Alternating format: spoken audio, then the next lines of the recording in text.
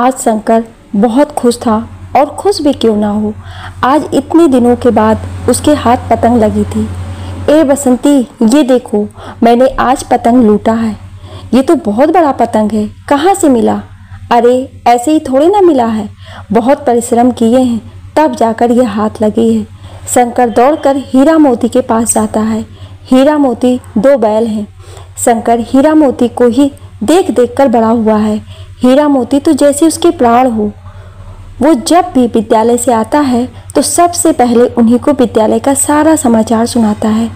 उसके पश्चात ही वो भोजन करता है। देख हीरा, कितनी बड़ी पतंग हाथ लगी है। हीरा भी अपना सिर हिलाकर उसके खुशी में खुश होता है। शंकर उसके सर को बड़े प्यार से सहलाता है और उसके लिए खलिया और मोटा अनाज आदि का मिश्रण तैयार करता है और बड़े प्यार से खिलाता है। इधर बसंती गोबर इकट्ठा करती है और उसके गोल गोल उपल बनाकर सूखने के लिए डाल देती है। शंकर जा, पिताजी और भैया को खेतों में रोटी दे आ और लौटते समय हकीम काका से दवा भी ले आना। अम्मा की खांसी तो रुकने का नाम ही नहीं ले रही है। अच्छा, अभी जाता हूँ, तू रोटी बांध दे। हाँ, अभी देती हूँ। बसंती हैंड पंप से पानी निकालकर अपना हाथ धोती है और रोटी बांधने के लिए झोपड़ी में जाती है। झोपड़ी भी कैसी, एक तरफ से छत टूटा हुआ है, दीवारें मिट्टी की बनी हुई हैं, बर्तन भी टूटे फूटे हैं। सामान के नाम पर एक टीन का संदूक, कुछ पुराने कपड़े जो खूंटी पर टंगे हुए हैं और दीवार पर हनुमान जी की एक तस्वीर लगी हुई है, इस आस में कि संकट मोचन सब संकट हर लेंगे। बसंती के पिताजी एक किसान हैं जो कपास की खेती करते हैं। उनके पास अब केवल 2 एकड़ ज़मीन ही बची है। पिछले साल ही बीज खरीदने के लिए उन्होंने अपने खेत का कुछ हिस्सा बेच दिया था। शंकर अभी 12 साल का ही है। बड़ा भाई 19 का हो गया और बसंती 18 की। माँ पार्वती की तबीयत अब ठीक नहीं रहती। अब इतनी कमाई तो नहीं कि उसका इलाज कराया जा सके। गांव में एक हकीम जी हैं, वही सबका इलाज करते हैं। बसंती एक कपड़े में रोटी बांध देती है और 2 प्याज रख देती है। आज घर में सब्जी बनाने के लिए 2 पैसे नहीं थे। जो थोड़े से पैसे थे उससे वो हीरा मोती के लिए अनाज खरीद लाई थी। आज कई दिनों बाद बैलों को भी अच्छा चारा नसीब हुआ था। ले, पिताजी को दे आ और ये ले 10 रुपये। आते समय हकीम काका से दवा ले आना। ठीक है, और जल्दी आना, कहीं फिर पतंग ना लूटने लगना। हाँ ठीक है। शंकर खेतों में जाकर भैया को आवाज़ लगाता है। ए भैया, दीदी ने रोटी भेजी है। अच्छा, आता हूँ। चलो पिताजी थोड़ा खा लेते हैं। क्या खा लें? अब तक बीज डल जाने चाहिए थे। पता नहीं इस बार वर्षा समय पर होगी कि नहीं। घर में कुछ खाने को नहीं है। कर्ज भी काफ़ी बढ़ गया है। तुम्हारी माँ भी बीमार है, पता नहीं वो जीवित भी बचेगी कि नहीं। ऐसा ना बोलो पिताजी, सब ठीक हो जाएगा, तुम परेशान ना हो। अरे परेशान कैसे ना हो। दोनों एक नीम के पेड़ के नीचे भोजन करते हैं। शंकर हकीम के पास जाता है। काका, माँ की खांसी नहीं रुक रही है। अरे मैंने कितनी बार कहा शहर जाकर अस्पताल में दिखा ले, अब उसकी खांसी मेरे बस की ना है। हकीम एक पुड़िया में दवा बांध देता है। शंकर उसको लेकर घर आता है। बसंती पार्वती को बड़ी मुश्किल से उठाती है। माँ, दवा खा ले। पार्वती बड़ी मुश्किल से अपनी आंखें खोलती है और बड़े प्यार से बसंती को देखती है। तूने खाना खाया? सारा दिन काम करती रहती है, अपना भी ध्यान रखा कर। अब तू बड़ी हो गई है, सुंदर नहीं दिखेगी तो कौन ब्याह करेगा? तुम मेरे ब्याह की चिंता ना करो, मैं तुमको छोड़कर कहीं नहीं जाऊंगी। चलो दवा खा लो। हट पगली, ऐसा थोड़ी ना होता है, ब्याह तो तुमको एक दिन करना ही पड़ेगा। पार्वती बड़ी मुश्किल से खटिया से उठती है, दवा पीकर फिर लेट जाती है। फिर शंकर की तरफ देखकर कहती है, ए शंकर, खेत गए थे? हाँ अम्मा, गए थे ना रोटी देने। सिंचाई का इंतजाम हो गया कि नहीं? अभी नहीं अम्मा, पिताजी रामदीन काका से बात किए थे कि थोड़ी देर के लिए हमें भी एक ट्यूबवेल चलाने को दे दे, बदले में किराया चाहे ले लो। तो क्या कहा? वो तो तैयार है, लेकिन काकी नहीं मान रही है। कह रही है कि ज़्यादा देर चलेगा तो हमारा ट्यूबवेल जल जाएगा। देखो इस बार समय से बारिश होती है कि नहीं। तभी बसंती बोलती है, तुम चिंता ना करो अम्मा, भगवान इतना निष्ठुर नहीं हो सकता है। इस बार वर्षा जरूर होगी और हमारा खेत सफ़ेद सोने से भर जाएगा। रात हो गई, पूरा गांव सो गया, लेकिन रामचरण के आंखों में नींद कहाँ। वो खटिया पर लेटे हुए आसमान निहार रहा है कि कहीं कोई भूला भटका हुआ बादल का टुकड़ा ही दिख जाए।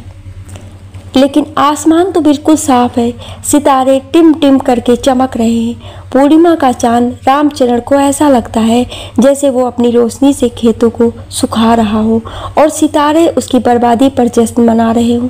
वो बेचैनी में खटिया पर कभी इधर करवटे कभी उधर बदलता, तो कभी खड़ा होकर बेचैन आत्मा की तरह इधर उधर टहलने लगता है। सुबह होते ही शंकर विद्यालय जाने के लिए तैयार होता है।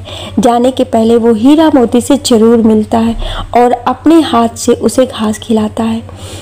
ए हीरा, जानता है आज हमारी गणित की परीक्षा है, तू देखना इस बार भी मैं अव्वल रहूँगा। हीरा उसकी हर बात पर सिर हिलाता है जैसे सब समझ रहा हो। तुम्हें क्या लगता है हीरा, क्या इस बार बारिश होगी? हीरा फिर सिर हिला देता है और उसके गर्दन में बंधी घंटी टन टन करके बजने लगती है। अच्छा, तो अब मैं चलता हूँ। शंकर जैसे ही जाता है तभी एक बड़ी सी सफ़ेद रंग की SUV उसकी झोपड़ी के सामने आकर रुकती है। रामचरण हाथ जोड़कर दौड़ते हुए आता है। मालिक, कैसे आना हुआ? मुझे बुला लेते। मैंने सोचा तुम्हें क्या बार बार बुलाना, आज मैं ही आकर देख लेता हूँ क्या चल रहा है। क्या चल रहा है मालिक, आप तो सब जानते हैं। पिछले साल बारिश नहीं हुई, बहुत बुरी हालत है, लेकिन तुम्हारी बुरी हालत के बारे में सोचूंगा तो अपना धंधा कैसे करूँगा? मेरी मजबूरी भी तो समझा करो मालिक, दया करे। तभी साहूकार की नज़र बसंती पर पड़ती है। ये तुम्हारी लड़की है ना? हाँ मालिक, बड़ी हो गई है, कब शादी करोगे? लड़का ढूंढ रहा हूँ, पर सबको तो मोटा दहेज भी चाहिए। अब आप तो जानते हैं, पैसा होता तो मैं आपका उधार न चुका देता। हाँ ठीक है, मैं ये सब सुनने नहीं आया हूँ, जल्दी मेरा पैसा चुका दे।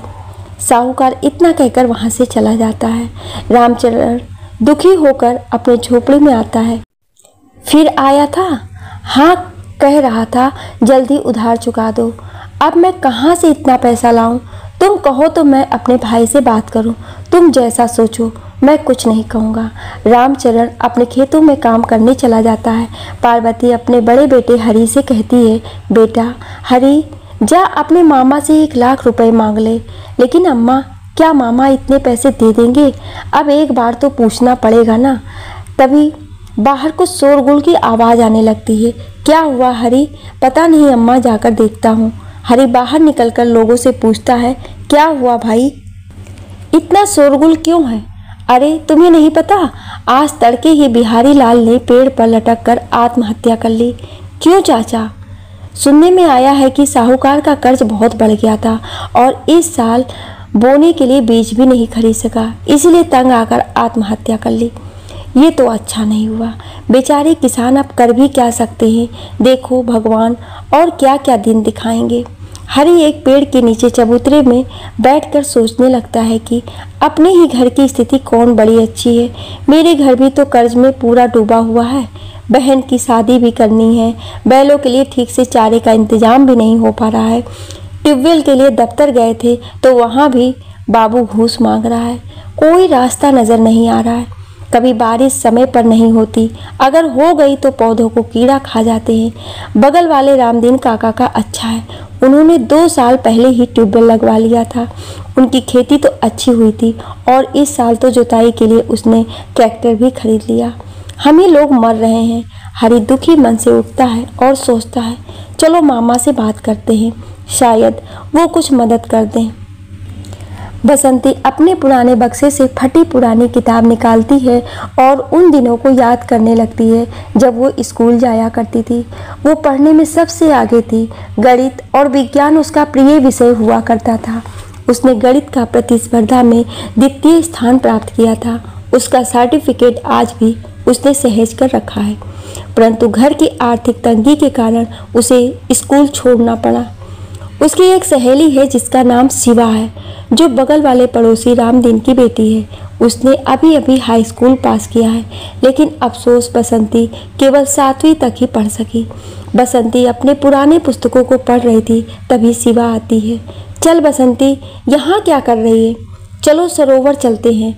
नहीं, अभी नहीं जा सकती, अम्मा बीमार हैं, उनको अकेला नहीं छोड़ सकते। अरे थोड़ी देर के लिए चलते हैं। और तू ये पुरानी किताब क्यों देख रही है? तू तो अब स्कूल नहीं जाती ना। तुम्हारे लिए कितना अच्छा है कि तुझे अब परीक्षा नहीं देनी पड़ती है और कम नंबर आने पर डांट भी नहीं पड़ती। नहीं शिवा, तू जानती है पढ़ना लिखना मुझे कितना पसंद था। चल छोड़, तू नहीं समझेगी। अच्छा तो हम लोग सरोवर चलें।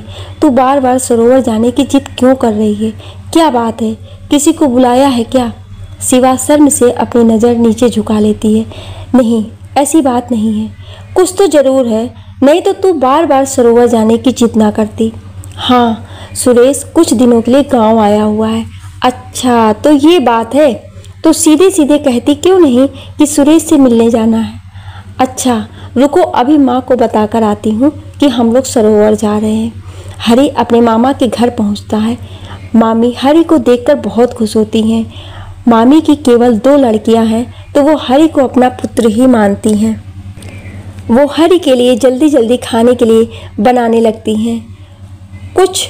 और हरी, गांव में सब ठीक है ना? और पार्वती कैसी है? ठीक है मामी, बस खांसी नहीं रुक रही है।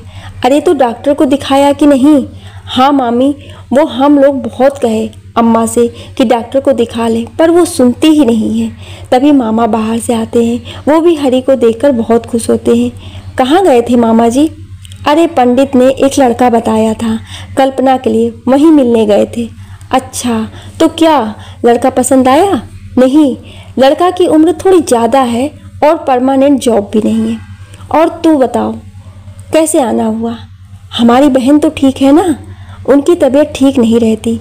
और रामचरण जी, पिताजी बहुत परेशान हैं। वो साहूकार बहुत परेशान कर रहा है।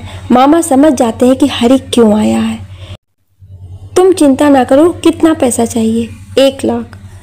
आज शंकर गणित के टेस्ट में पूरा नंबर पाकर बहुत खुश था। वो दौड़ते दौड़ते घर आता है और सबसे पहले हीरा मोती से मिलता है। जानता है हीरा, आज परीक्षा में हमें पूरे 10 में 10 मिले हैं। मास्टर जी बहुत खुश थे, उन्होंने हमें इनाम में ये पेन दी है।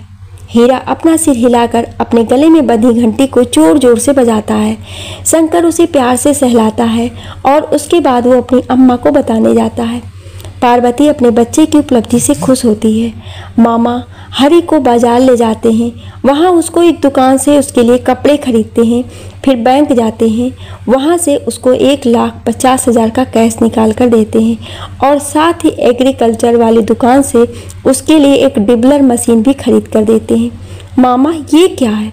अरे ये डिबलर मशीन है, इससे बीज बोया जाता है। इसमें एक स्टील की चोंच होती है जो तैयार जमीन पर हल्का दबाने पर एक गड्ढा कर देती है। मशीन को थोड़ा और दबाने पर बीज वाले बक्से में बीज गिरकर गड्ढे में चला जाता है। बीज गिरते ही वो चोंच और फैल जाता है और ऊपर खींचते ही वो बीज मिट्टी से ढक जाता है। समझे कि नहीं? हाँ मामा जी समझ गया, ये तो बड़ी अच्छी चीज़ है। ठीक है, अब तू जा और पैसे ध्यान से रखना। प्रणाम मामा जी। शिवा और बसंती दोनों सहेलियां सरोवर पहुंचती हैं। वहां उनको बैठे हुए आधा घंटा हो गया। तुमने अपनी अम्मा को सुरेश के बारे में सब कुछ बता दिया कि नहीं? नहीं, अभी नहीं बताया, सोचती हूँ अब बात बता दूँ। हाँ जल्दी बता दे, कहीं देर ना हो जाए। तभी शिवा को सुरेश आता हुआ दिखाई देता है। वो देख सुरेश आ रहा है। आज मैं उससे पूछ लूँगी कि वो हमसे ब्याह करना चाहता है कि नहीं। हाँ तुमने ठीक सोचा है। कहो सुरेश भैया कैसे हो? मैं तो ठीक हूँ, तुम बताओ। मैं भी ठीक हूँ। अच्छा तो तुम लोग बातें करो, मैं चलती हूँ। नहीं बसंती, तू बस 5 मिनट बैठ, मैं भी तेरे साथ चलूँगी। तू बसंती वहीं थोड़ी दूर पर जामुन के पेड़ से जामुन तोड़ने लगती है और शिवा सुरेश से पूछती है, क्यों सुरेश, बहुत दिनों बाद गांव आना हुआ? फैक्ट्री से छुट्टी नहीं मिल रही थी, काम बहुत आ गया था। अच्छा तो अब छुट्टी मिल गई, तो अब क्या इरादा है? कैसा इरादा? अरे कुछ हमारे बारे में सोचे हो कि नहीं? कब करोगे शादी की बात? जब हमारे बाबूजी हमारी शादी कहीं और तय कर देंगे तब। शादी की बात करने के लिए ही तो गांव आया हूँ। सच? हाँ, तो क्या हम झूठ बोल रहे हैं? शिवा थोड़ा शर्मा जाती है। अच्छा, तो शादी के बाद तू हमको शहर घुमाओगे? हाँ, क्यों नहीं, हम तो तुम्हें अपने साथ ही रखेंगे। अच्छा, तो हम सब चलते हैं। अरे इतनी जल्दी? हाँ, हमारी अम्मा हमें ढूंढ रही होंगी।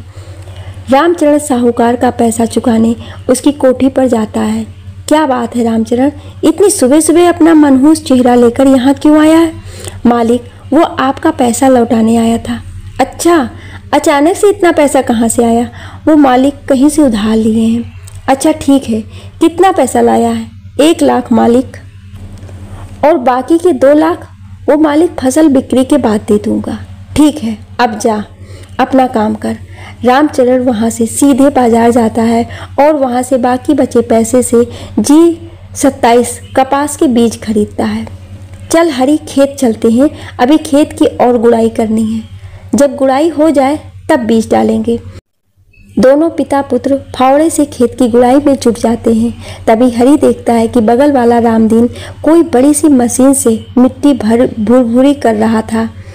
देखो पिताजी, रामदीन काका कोई बड़ी मशीन लाए हैं। हाँ, लगता है उसने कहीं से कल्टीवेटर मशीन का इंतजाम कर लिया। ये क्या करता है? जमीन की मिट्टी भुरभुरी कर देता है, जिससे बीज बोने में आसानी होती है। चल तू अपना काम कर, दूसरों को ना देख। बसंती अपने घर काम में व्यस्त है। वो दूर दूर जाकर लकड़ी बीनती है, जिससे भोजन बनाने के लिए ईंधन प्राप्त हो सके। तभी चांदनी नाम की एक औरत उसको आवाज़ देती है। चांदनी अक्सर गांव आती रहती है और साहूकार से इसकी काफ़ी अच्छी दोस्ती है। मध्यम कद की औरत जिसके मुंह में हमेशा पान पड़ा रहता है। आज उसने पीले रंग की चमचमाती साड़ी पहन रखी थी। कानों में बड़े बड़े झुमके झूल रहे थे और माथे पर बड़ी सी गोल गोल बिंदिया। ज़्यादा पढ़ी लिखी नहीं है, पर बात करने में बहुत चतुर है। सभी को अपनी बातों के लपेटे में आराम से ले लेती है। कहाँ रे बसंती, कहाँ इधर उधर घूमती फिरती है? कुछ नहीं काकी, लकड़ियाँ बीन रही थी। अरे पगली, कब तक यूं ही लकड़ियाँ बीनती फिरेगी? मेरे साथ शहर चल, रानी बना दूंगी। नहीं काकी, फिर मेरी माँ की तबीयत ठीक नहीं है, मैं उनको छोड़कर कहीं नहीं जाऊंगी। अरे शहर चल, मैं तुमको कोई काम दिला दूंगी। तेरी माँ की इलाज भी हो जाएगा और तेरी भी जिंदगी बन जाएगी। नहीं, अभी नहीं, मैं चलती हूँ, मुझे देर हो रही है। शंकर सरोवर किनारे अपने दोस्तों के साथ पतंग उड़ाने में मस्त है।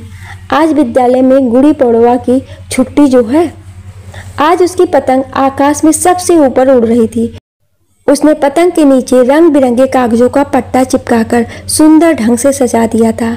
पतंग के पीछे लहराते हुए रंग बिरंगे कागज के फीते हवा में ऐसे लग रहे थे जैसे शंकर अपने रंग बिरंगे सुंदर सपने को हवा में लहराते हुए आकाश की ऊंचाइयों को छूना चाहता हो।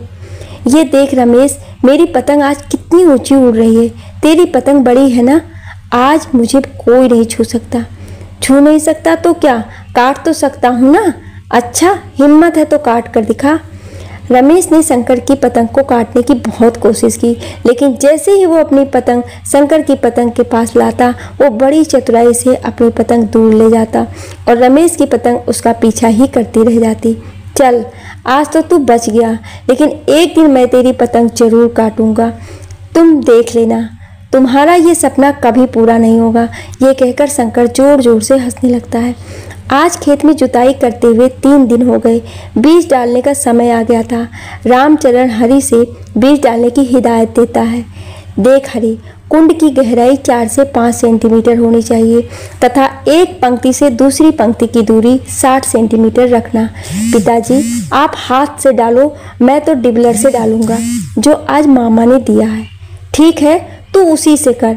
मानसून विभाग ने घोषणा की है कि इस बार मानसून समय पर आएगा, तब तो पिताजी मज़ा आ जाएगा। हाँ, सब गणपति की कृपा है।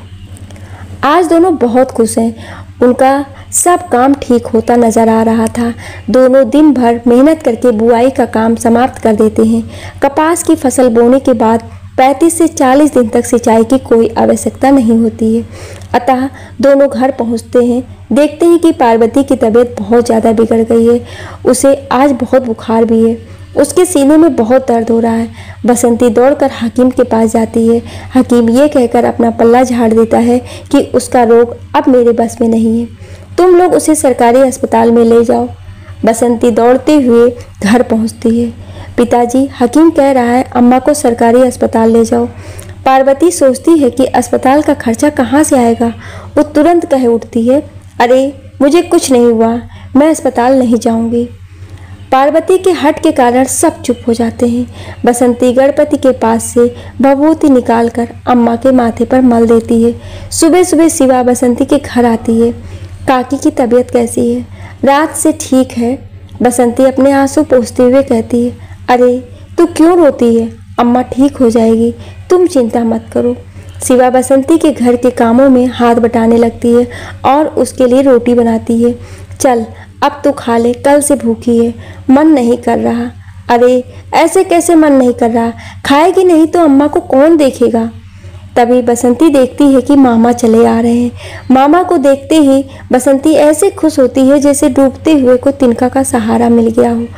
वो उनको देखकर बहुत खुश होती है। अरे मामा, आप कैसे आना हुआ? पार्वती को देखने आया हूँ। कैसी है वो? अम्मा की तबीयत ठीक नहीं। तभी पार्वती की आंख खुल जाती है। अरे भैया, आप कब आए? बस अभी अभी आया हूँ। तुम्हारी तबीयत तो बहुत खराब लग रही है। हाँ, बहुत खांसी है और सीने में दर्द भी है। डॉक्टर को दिखाया? नहीं। क्यों? फिर मामा बसंती की तरफ देखते हैं। मामा, हम लोग कितना कह रहे हैं कि अस्पताल चलो, पर अम्मा मानती ही नहीं। ऐसे कैसे चलेगा? चलो मैं ले चलता हूँ। बसंती शंकर को आवाज़ देती है, ए शंकर, हम लोग अम्मा को लेकर अस्पताल जा रहे हैं, पिताजी से कह देना।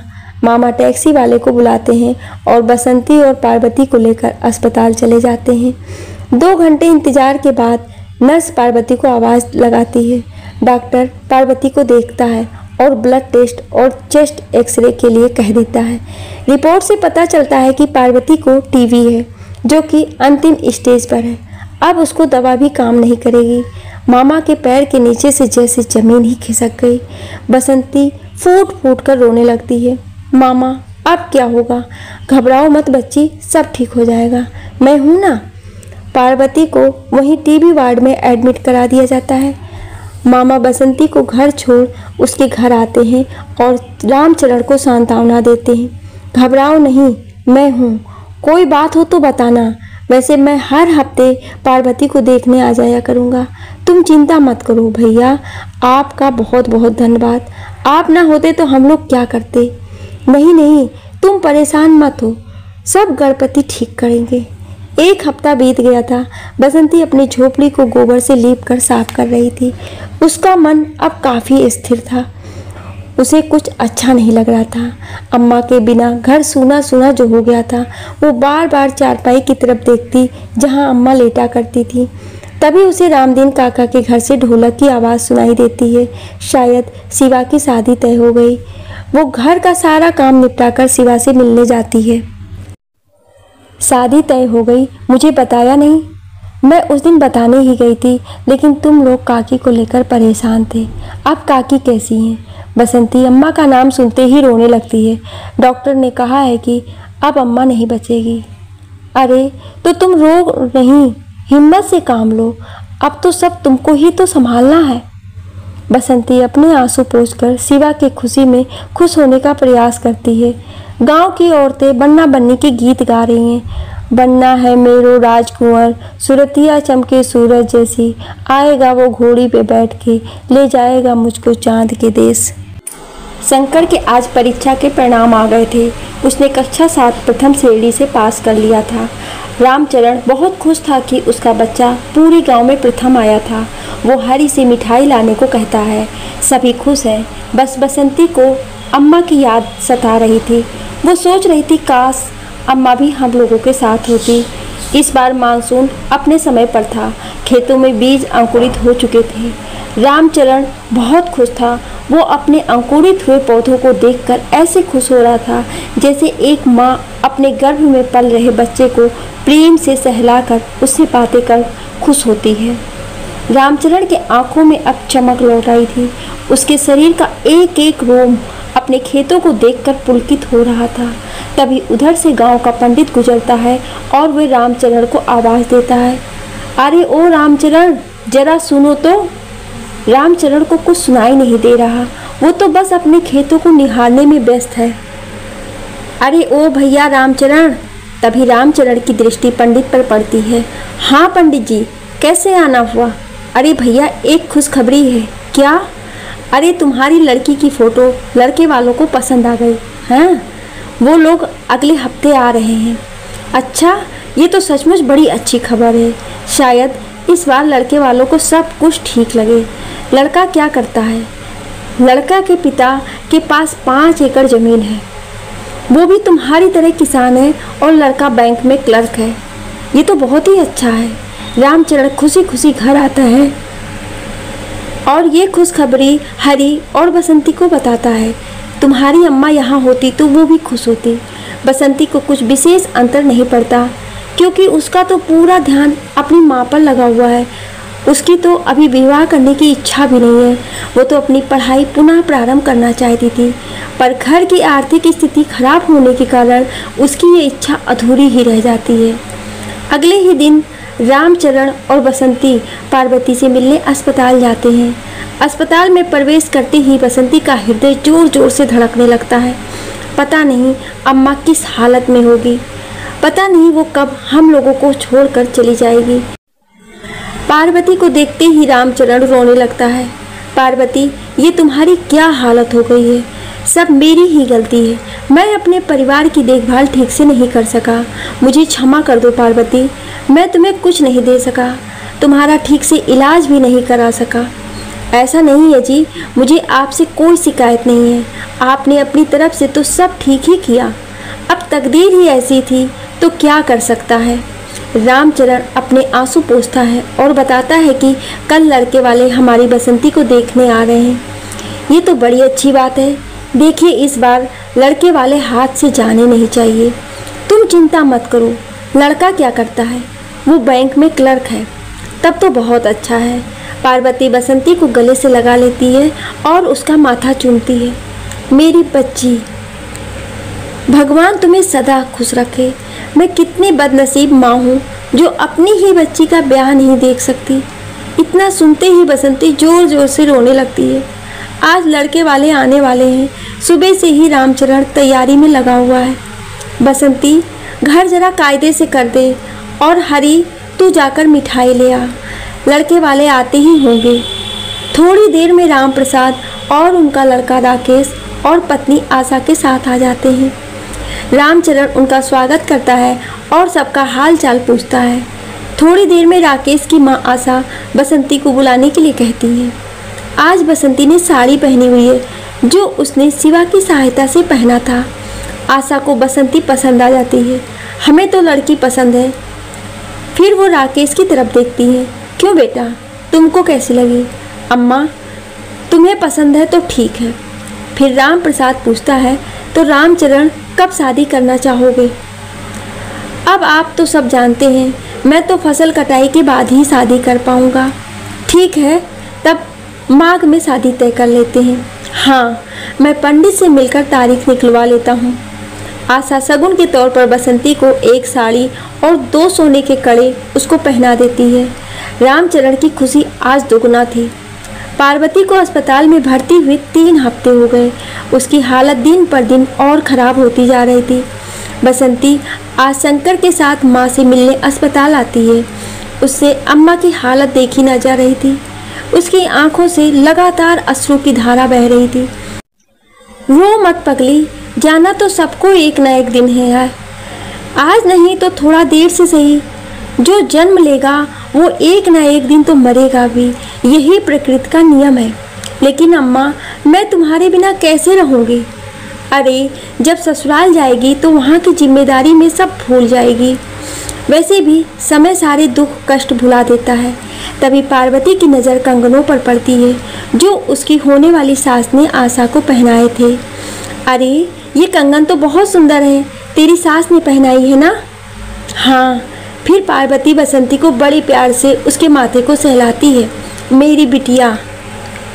औरत की ज़िंदगी शादी के बाद बदल जाती है। वहाँ सबका ध्यान रखना, अपने सास ससुर की खूब सेवा करना और पति की परछाई बनकर रहना। बसंती की आंखों में आंसू छलक आते हैं। वो अम्मा से कहती हुए पार्वती के गले लग जाती है। अब तुम लोग जाओ, शंकर अपनी बहन का ध्यान रखना। हाँ अम्मा। शंकर भी अम्मा के गले लगकर खूब रोता है। अम्मा, तू हम लोगों को छोड़कर कहाँ जाएगी? तुम्हारा वहाँ अकेले मन नहीं लगेगा। गणपति से कहो तुम्हें ना ले जाए। पार्वती हंसने लगती है। भगवान मेरे बच्चों की रक्षा करें। बसंती और शंकर अपने घर लौट रहे होते हैं, तभी रास्ते में चांदनी मिल जाती है। अरे बसंती, मैंने सुना है तेरी शादी तय हो गई। बीच में शंकर बोल उठता है। हाँ, मेरे होने वाले जीजाजी बैंक में काम करते हैं। बसंती शंकर को चुप कराते हुए, हम लोगों को जल्दी है, चल शंकर। बसंती जल्दी जल्दी अपने कदम बढ़ाने लगती है और चांदनी बसंती को ऐसे देखती है जैसे जब बहुत पीछा करने के बाद भी भेड़िए के हाथ से शिकार छूट जाता है और भेड़िया खिसिया कर पीछे से बस देखता भर रह जाता है। बसंती जैसे ही घर पहुंचती है, वैसे ही रामचरण के पास एक आदमी दौड़ते हुए आता है, ये बताने कि अस्पताल से फ़ोन आया था, पार्वती अब नहीं रही। आज पार्वती को गए हुए पूरे 3 महीने हो गए। शिवा भी अपने ससुराल चली गई थी। बसंती अब बिल्कुल अकेले पड़ गई थी। उसके जीवन में अगर कोई था तो वो हीरा मोती ही थे, जिससे वो कभी कभी अपने दिल की बात कर लिया करती थी। रामचरण और हरि दिन भर खेतों में व्यस्त रहते थे। खेतों की बढ़त अच्छी हो रही थी, सब कुछ ठीक चल रहा था। लेकिन कहते हैं ना कि अगर सब कुछ ठीक चल रहा हो तो समझ लो कि यह आने वाले तूफान के पहले का सन्नाटा है, जो किसी को दिखाई नहीं दे रहा है। खेत अपने पूरे यौवन पर था। कपास के सफ़ेद पीले फूल खिल चुके थे। हवाओं के साथ ये पौधे झूम झूम कर अपने वैभव का गान कर रहे थे। रामचरण अपने खेतों को दिन रात निहारता रहता था, जैसे कोई नई नवेली दुल्हनिया को उसके पति निहारता है। एक रात रामचरण ने अनुभव किया कि आसमान कुछ नकारात्मक संदेश दे रहा है। उसके खेत कुछ ज़्यादा ही झूम रहे थे। ऐसा लग रहा था जैसे कुछ अनहोनी होने वाली है। मौसम के बदलते रूप को देखकर रामचरण का मन घबराने लगता है। ए हरि, ये इतनी ज़ोर ज़ोर से हवा क्यों चल रही है? मेरा मन घबरा रहा है। कुछ नहीं होगा पिताजी, आप चिंता ना करें। नहीं, मुझे लग रहा है तूफान आने वाला है। अब मेरे खेत का क्या होगा? हम सब बर्बाद हो जाएंगे। रामचरण खेतों की ओर भागता है। उसके खेत बड़ी तेजी से झूम रहे थे। हे देव, हम पर तरस खा, ये तूफान रोक ले। तभी बिजली कड़कने की आवाज़ आती है और बादल जोर से गरजता है, जैसे वो रामचरण को ललकार रहा हो। रामचरण जोर जोर से चिल्लाने लगता है। तभी हवा और जोर से चलने लगती है। हीरा मोती का टीन का छत उड़ जाता है। मोती को भी आभास होने लगता है कि कुछ अनहोनी होने वाली है। वो भी जोर जोर से अपने पैर पटकने लगता है और हीरा बेचैन होकर रंभाने लगता है। देखते ही देखते वो हवा तूफान का रूप ले लेती है। बिना मौसम के जोर की बारिश होने लगती है। ये तमाशा 5 घंटे तक लगातार चलता रहता है। बादलों का गरजना, बिजली का चमकना, उस समय ऐसा लग रहा था जैसे किसी का प्रकोप हो, जो तूफान बनकर खेतों पर बरस रहा हो। जैसे वो बारिश नहीं, आग के गोले हो जो खेतों को जला रही हो। बसंती, शंकर और हरि सभी अपने पिताजी के आने का इंतजार कर रहे थे। सुबह हो गई थी, लेकिन रामचरण गायब था। वो अभी तक घर वापस नहीं आया था। बसंती का मन घबराने लगता है। हरि जा, पिताजी को देख कर आ, वो अभी तक घर वापस क्यों नहीं आए? हरि खेतों की तरफ जाता है। देखता है उसके सारे खेत नष्ट हो गए हैं। वहाँ अब केवल तूफान के बाद की विभीषिका ही शेष बची है। चारों तरफ बर्बादी का मंजर है। हरि को ये सब देखकर चक्कर आने लगता है। वो एक चबूतरे पर बैठ जाता है। उसे ऐसा लग रहा होता है जैसे पूरी दुनिया ही खत्म हो गई। तभी रमेश दौड़ता हुआ आता है। हरि भैया! वो पास आकर हरि को जोर से झंझोड़ते हुए कहता है, भैया अनर्थ हो गया। हाँ रमेश, सचमुच अनर्थ हो गया। नहीं भैया, वो क्या वो आपके बाबूजी, क्या हुआ हमारे पिताजी को? आप मेरे साथ चलो। हरि रमेश के साथ चलने लगता है। कुछ दूर जाने पर देखता है कि एक पेड़ के नीचे बहुत लोग इकट्ठा हुए हैं। काफ़ी भीड़ जमा है, पुलिस भी आई हुई है। क्या हुआ रमेश, यहाँ इतनी भीड़ क्यों है? वो आपके बाबूजी। हरी बेचैन होकर भीड़ को चीरते हुए आगे जाकर देखता है। देखते ही उसकी आंखें फटी रह जाती हैं। ये क्या, पिताजी ने ये क्या कर लिया? नहीं, पिताजी ऐसा नहीं कर सकते। वो हम लोगों को यूं अकेला छोड़कर नहीं जा सकते। वो जोर से चिल्ला उठता है, पिताजी ये आपने क्या किया? तूफान को गए हुए आज 2 महीने बीत गए। सभी रिश्तेदार आकर जा चुके थे। मामा के दिए पैसे भी खत्म हो चुके थे। सरकार ने आश्वासन दिया है कि तूफान के कारण हुई तबाही से सभी किसानों को अनुदान राशि दी जाएगी, पर इस सरकारी प्रक्रिया में काफ़ी समय लग रहा था। घर में 3 अनाथ बच्चे, ऊपर से साहूकार का रोज रोज घर आना। हरी और बसंती को कुछ समझ में नहीं आ रहा था कि क्या किया जाए। हरी बसंती से कहता है, मैं शहर जाकर कुछ काम ढूंढता हूँ। कब तक हम लोग मामा के आगे हाथ फैलाएंगे? हाँ, तुम ठीक कहते हो। हरी शहर जाने की तैयारी करने लगता है कि तभी पंडित आ जाता है। अरे पंडित जी, आप कैसे आना हुआ? वो बेटा कैसे कहूँ? कहिए पंडित जी। बेटा, वो राम प्रसाद जी अब तुम्हारे घर रिश्ता बनाने को इच्छुक नहीं है। उन्होंने अपना सोने का कंगन वापस मांगा है। हाँ, वो तो होना ही था। मैं और बसंती उसके लिए पहले से ही तैयार थे। हरी बसंती को आवाज़ देता है। बसंती सब कुछ सुन रही होती है। वो कंगन उतार कर पंडित जी को दे देती है, लेकिन वो बहुत देर तक वो अपनी भावनाओं पर नियंत्रण नहीं रख पाती। अंदर जाकर वो मुंह छिपाकर रोने लगती है। हरी उसको गले लगाकर चुप कराता है। भैया, हम लोग अनाथ हो गए, अब हम लोगों का कोई नहीं है। चल पगली, ऐसे नहीं बोलते, मैं हूँ ना, तू घबराना, सब ठीक हो जाएगा। अच्छा मैं चलता हूँ, तुम शंकर का ध्यान रखना, वो अभी बच्चा है। हरी अपने मामा के घर जाता है। फिर वहाँ से वो मजदूरी करने के लिए चौराहे पर खड़ा हो जाता है। आज वो दिन भर खड़ा रहा, लेकिन कोई मजदूरी नहीं मिली। शाम को थक हार कर वो निराश होकर मामा के घर वापस आ जाता है। मामी उसको परेशान देख उसको सांत्वना देती है। परेशान मत हो बेटा, आज काम नहीं मिला तो क्या हुआ, कल ज़रूर मिल जाएगा। तुम परेशान मत हो, चलो खाना खा लो। बसंती शाम के खाने के लिए तैयारी करती है। वो चूल्हे पर आग लगा ही रही थी कि साहूकार आ जाता है। तुम्हारा भैया कहाँ है? जी वो शहर गए हैं काम की तलाश में। तुम लोगों को ये तो पता है ना कि तुम्हारे पिता ने कर्जा लिया था? जी मालूम है। तो हमें 1 हफ्ते में अपना पूरा बकाया चाहिए, अपने भैया से कह देना। लेकिन आपको तो सब पता है, तूफान ने सब कुछ निगल लिया, यहाँ तक कि मेरे पिताजी को भी। मुझे इन सब से कोई मतलब नहीं है, मुझे बस मेरे पैसे वापस चाहिए। बसंती बहुत परेशान हो जाती है। अब क्या होगा? भैया अकेले ये सब कैसे करेंगे? ये सब सोचते हुए वो चूल्हे में आग लगाती है और भोजन तैयार करती है। वो एक हाथ से भोजन बना रही है और दूसरे हाथ से अपने आंसू पोंछ रही है। तभी शंकर वहाँ आ जाता है। दीदी, तुम रो क्यों रही हो? कुछ नहीं, मैं कहाँ रो रही हूँ।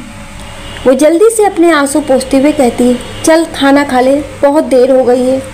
दोनों भाई बहन आसमान के नीचे भोजन कर रहे होते हैं। तभी चांदनी आ जाती है। बहुत बुरा लगा तुम्हारे बाबूजी के बारे में सुनकर। सुना है तुम लोगों के ऊपर साहूकार का बहुत कर्जा है। हाँ, भैया शहर गए हैं, उनको कुछ ना कुछ काम तो ज़रूर मिल जाएगा। अरे मिल भी जाएगा तो उससे कर्जा थोड़ी ना उतर जाएगा। उससे तो तुम लोग केवल 2 वक्त की रोटी ही जुटा पाओगे। तुम मेरा कहना मानो, तुम मेरे साथ मुंबई चलो। साहूकार तुम लोगों का कर्जा भी माफ़ कर देंगे और ऊपर से 2 लाख रुपया भी देंगे।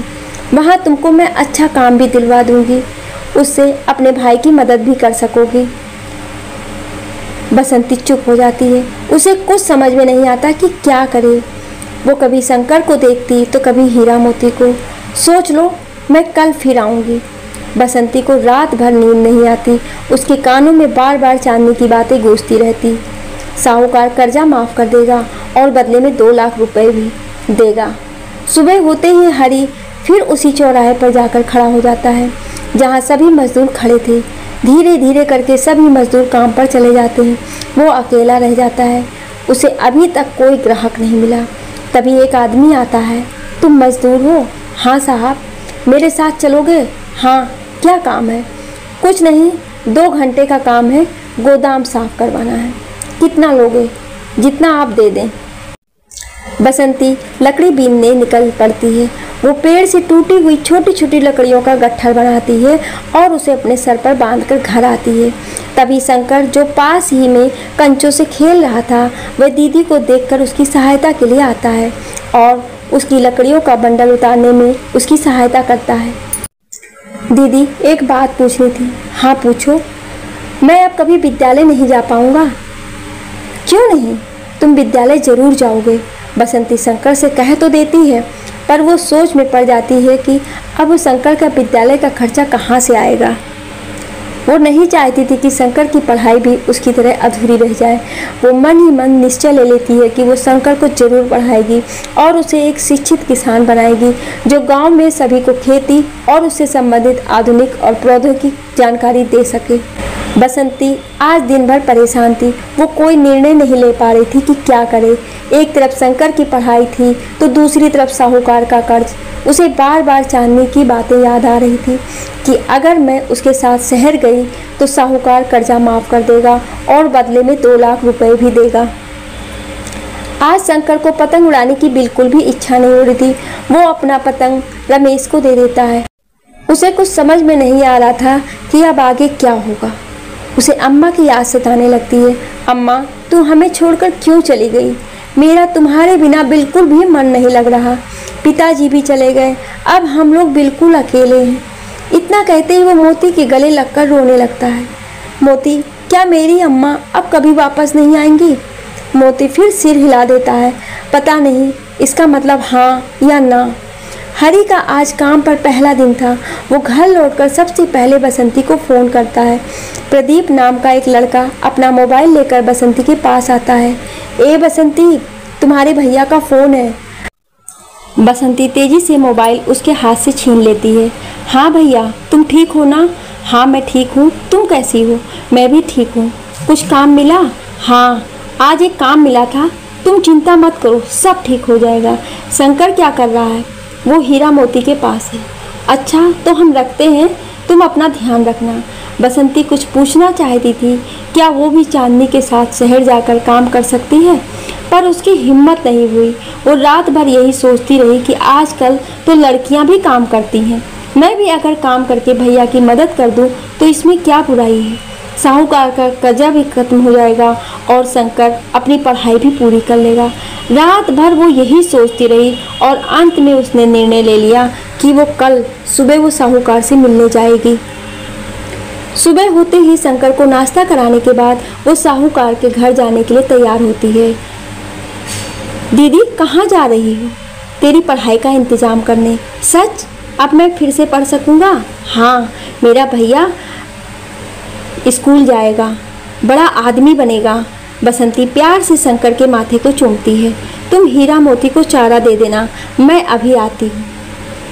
बसंती बड़े उत्साह के साथ अपने कदम बढ़ाते हुए साहूकार के घर की तरफ बढ़ती है। उसके आंखों में सपने जल की परवाह की तरह बह रहे थे। उसे लग रहा था शायद ये दुख की अंतिम दस्तक थी। अब सब अच्छा होगा। वो कल्पना करने लगती है कि शंकर बड़ा हो गया है और वो बड़े आदमी की तरह कपड़े पहनकर किसानों को कुछ शिक्षा दे रहा है। इन्हीं कल्पनाओं में खोई हुई वो कब साहूकार के घर पहुंच गई, उसे पता भी नहीं चला। वो बाहर खड़े लट्ठों से पूछती है, मुझे साहूकार से मिलना है। लट्ठे उसे देखकर समझ जाते हैं कि ये नया शिकार फंसा है। हाँ हाँ, साहूकार से मिलना है, चलो अभी मिला देते हैं। सरकार, बसंती आपसे मिलना चाहती है। बसंती देखती है चांदनी भी वहीं है। चांदनी उसको देखती ही ऐसे खुश होती है जैसे बहुत देर और परिश्रम के बाद शिकार हाथ लगा हो। अरे बसंती, क्या हुआ बेटा? इतनी सुबह सुबह कैसे आना हुआ?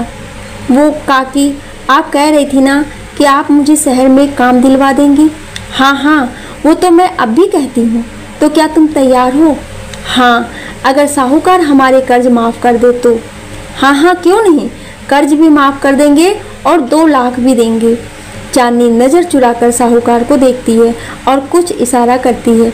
साहूकार कहता है, हाँ बसंती, चांदनी ठीक कह रही है, मैं अभी तेरा कागज़ तैयार करता हूँ। अब कोई कर्जा नहीं है। साहूकार कागज़ लेकर आता है और 2 लाख रुपए भी। ये लो, सब हिसाब चुकता। पैसे देखकर बसंती बहुत खुश होती है। काकी, मैं ये पैसे ग्रामीण बैंक में जमा करवा देती हूँ, तब मैं आपके साथ चलूँगी। हाँ हाँ बेटा, तू अपना काम ख़त्म कर ले, कोई जल्दी नहीं है। तू लेकिन काकी, एक और परेशानी है। क्या बेटा, बोलो। वो मेरे जाने के बाद शंकर और हीरा मोती अकेले रह जाएगा, तो तुम उसकी चिंता मत करो। शंकर को हम लोग तुम्हारे मामा के घर छोड़ आएंगे और हीरा मोती साहूकार के तबेले में रह लेंगे जब तक तुम्हारा भैया ना आ जाता। अब ठीक है ना? हाँ, तब तक ठीक है। चांदनी उसके बालों को सहलाते हुए कहती है, बेटा दोपहर 2 बजे मुंबई की बस है, तू तब तक अपना सारा काम निपटा ले। ठीक है काकी। बसंती सीधे बैंक जाती है। वो अपने पिता रामचरण के अकाउंट में पैसा जमा करवाना चाहती है। भैया, मेरे पिताजी तो अब नहीं रहे, तो ये पैसा मेरे भाई हरि को मिल जाएगा। हाँ, नामनी में हरि का नाम है। तुम बस अपने पिता का मृत्यु प्रमाण पत्र जमा करवा दो, वो तो भैया हरि ही करा सकेंगे। ठीक है, तुम पैसा जमा करवा सकती हो, बाद में हरि से कहना कि मृत्यु प्रमाण पत्र ले आए। ठीक है। बसंती अपने घर जाती है, शंकर को जल्दी जल्दी दिन का खाना खिलाती है और एक पास की दुकान से मामा के घर फ़ोन करती है, लेकिन फ़ोन कोई नहीं उठाता। वह फिर फ़ोन मिलाती है, लेकिन उधर से कोई उत्तर नहीं मिलता। कदाचित दुर्भाग्य अभी भी उसका साथ नहीं छोड़ रहा था। वह पुनः घर जाती है और शंकर को सारी बात बताती है। दीदी, तुम मुझे अकेले छोड़कर मत जाओ। अरे मेरा प्यारा भैया, सब तुम्हारे लिए ही तो कर रही हूँ कि तुम पढ़ लिख सको और अम्मा और पिताजी के सपने पूरा कर सको। शंकर रोने लगता है। नहीं दीदी, मुझे नहीं पढ़ना, तुम मत जाओ। शंकर बसंती के गले लग जाता है और उसको नहीं छोड़ता। सुनो शंकर, साहूकार ने कहा है वो तुम्हें मामा के घर पहुंचा देगा, तुम परेशान मत हो। अब मुझे जाना होगा, मुझे देर हो रही है। नहीं दीदी, मत जाओ। तब तक चांदनी आ जाती है। बसंती, तैयार है ना? हाँ काकी, पर मैं शंकर को अकेले छोड़ कैसे जाऊं? चांदनी शंकर को किसी तरह समझाती है और बसंती को लेकर चली जाती है। 5 घंटे बाद बसंती मुंबई पहुंच जाती है। मुंबई देखकर बसंती बहुत खुश होती है। वहां की इमारतें देखकर उसे आश्चर्य होता है। काकी, कितनी बड़ी बड़ी बिल्डिंग है यहाँ। मुंबई कैसा लगा? मज़ा आ रहा है ना? हाँ, बहुत। बस से उतरने के बाद चांदनी उसको एक तंग गलियों में ले जाती है, जहाँ अजीब अजीब सी निगाहें उसे घूरती हैं। काकी, ये कौन सी जगह है? ये तो बहुत गंदी जगह लग रही है। अरे जगह मत देख, यहाँ के लोग बहुत अच्छे हैं, तुम्हारा बहुत ध्यान रखेंगे। बसंती को नहीं पता कि अब उसकी ज़िंदगी एक भयानक मोड़ लेने वाली है, इतनी भयानक जिसकी उसने कल्पना भी ना की थी। वो एक ऐसे दलदल में फंसने जा रही थी जहाँ से वो कभी बाहर नहीं निकल पाएगी। चांदनी यहाँ उसको कोई काम नहीं दिलवाने वाली थी, बल्कि वो तो उसको यहाँ बेचने लाई थी। चांदनी एक चुन्नी लाल नामक दलाल से मिलती है और बसंती को उसके हाथों सौंप देती है और बदले में मोटी रकम वसूल करती है। बसंती अब समझ जाती है उसके साथ धोखा हुआ है, लेकिन अब तो बहुत देर हो चुकी थी। वो बहुत गिड़गिड़ाती है कि काकी, मुझे छोड़कर मत जाओ, लेकिन अब उसकी आवाज़ कौन सुनने वाला था। देश के किसान की बेटी की हृदय विदारक स्थिति सभी नागरिकों के लिए लज्जाजनक है। एक किसान जो संपूर्ण मानव जाति का अन्नदाता होता है, उसके परिवार की प्रत्येक नागरिक का कर्तव्य होना चाहिए। लिखने और बोलने में कोई त्रुटि हुई हो, उसके लिए क्षमा प्रार्थी हूँ। आपको ये कहानी कैसी लगी हमें कमेंट करके ज़रूर बताएं और ऐसी ही कहानियाँ सुनने के लिए हमें सब्सक्राइब जरूर करें। Thank you.